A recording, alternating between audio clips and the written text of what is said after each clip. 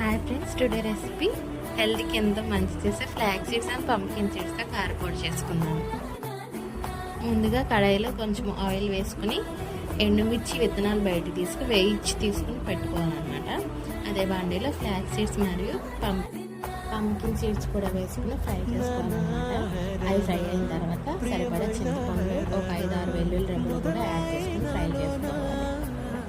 ఇప్పుడు మనం పౌడర్ చేసుకోవడానికి మిక్సీ గిన్నె తీసుకుని ముందుగా వేయించి పెట్టుకున్న ఎండుమిర్చి, అలానే సీడ్స్లో వేసుకున్న చింతపండు, వెల్లుల్లి, కొంచెం జీలకర్ర, అలాగే సరిపడా సాల్ట్ కూడా వేసుకుని గ్రైండ్ చేసుకోవాలన్నమాట. ఆ తర్వాత పంకిన్ సీడ్స్, ఫ్లాక్స్ సీడ్స్ కూడా యాడ్ చేసుకుని బరకగా గ్రైండ్ చేసుకోవాలి.